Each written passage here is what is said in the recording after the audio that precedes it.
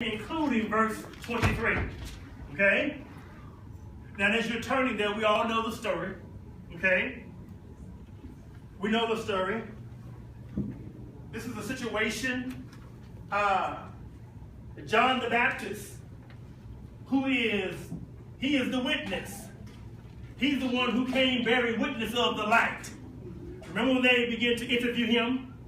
They said, those servants, I'm going to say, I'm using my term, of the Pharisees came and wanted to interview John so they can go back and give a report as to who he was. I'm not the Messiah. I'm not the Christ. Who are you then? He said, I'm just a voice. I'm just a voice. I know.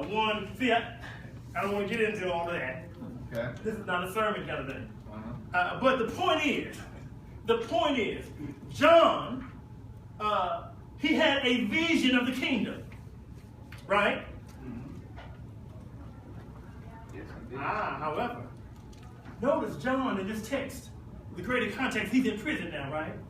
He's in prison, and he hears about all the good things that Jesus is doing. And then now John is perplexed. He's puzzled. He's confused. Why is he confused? Why is he questioning?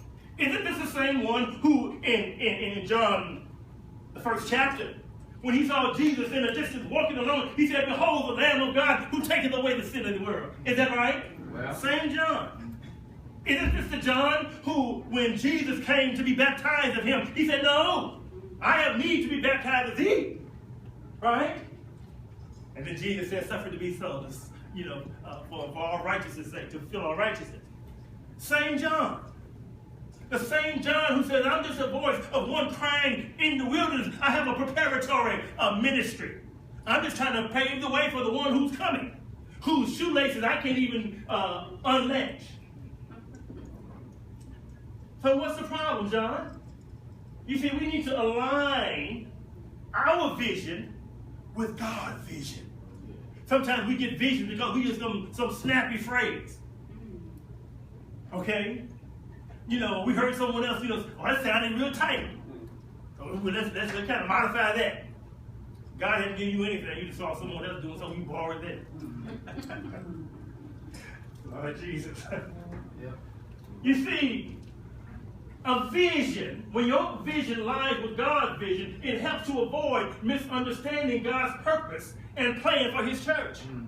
John he's bewildered, he's perplexed. And why is that the case? You see, John had a different vision. His vision was of a vengeful Messiah. Remember when he talked to those folks, he said, "You brood of vipers, you a bunch of snakes." He was a bold brother. He was an in-your-face kind of preacher. He said, "You brood of vipers, who have warned you to flee from the wrath to come?" And watch this. He said the axe is already laid at the root of the tree.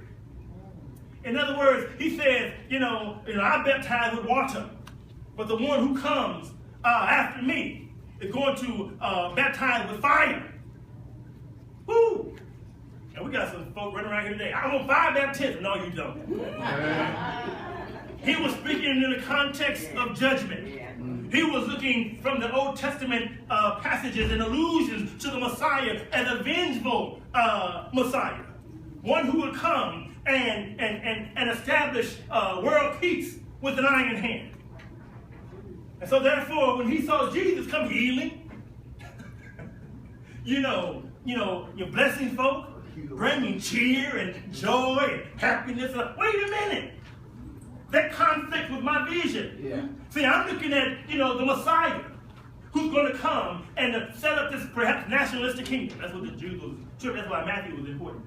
The book of Matthew, helped those Jews to understand that this is not a nationalistic territorial kingdom. You see, they're looking for someone to come and put their feet where it ought to be in the Romans. Yeah. And restore Israel back to its days of grandeur, like it until the days of David. Every time we look back at the good old days, right? That's right. We still do that. So he was not talking about that kind of kingdom. When Jesus came doing, healing folk and doing good and blessing and lifting the conscience of people, John was confused. Notice what John said to those two guys who he sent to Jesus. He said, I asked Jesus, are you the one? Are you the Christ? Are you the Messiah? Or should we be waiting for somebody else? You see, the reason why vision is important and we must coalesce around the heavenly vision, we will miss Jesus. We will miss the work of the church.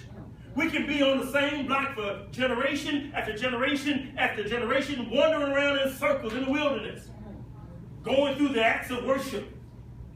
And according to Revelation chapter 2, Jesus said, I'm the one who walks in the midst of the lampstands.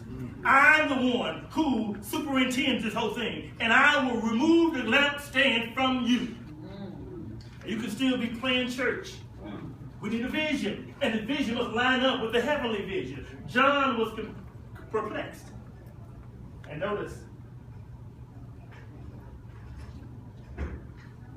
when our vision lines up with God's vision, it helps us to focus on our main purpose and objective.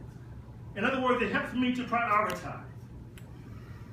See, not only was John perplexed, but his vision was just warped. What I want to do now is talk about this idea of prioritizing.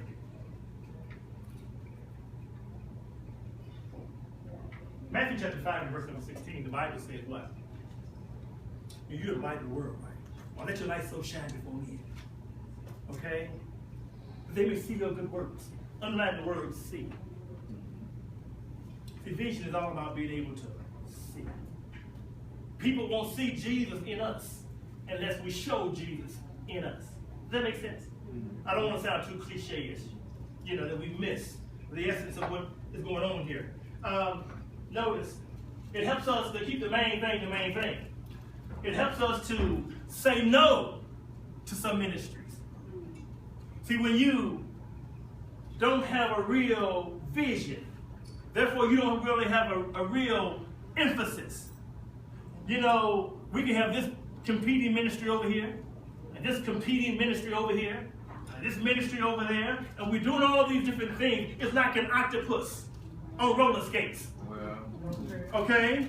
Going nowhere in 8 different directions. And can't get up off the ground. So many churches just can't get going. We start and we stop and we start and we stop because there's nothing to propel us forward. Vision does all of that. Okay? Not only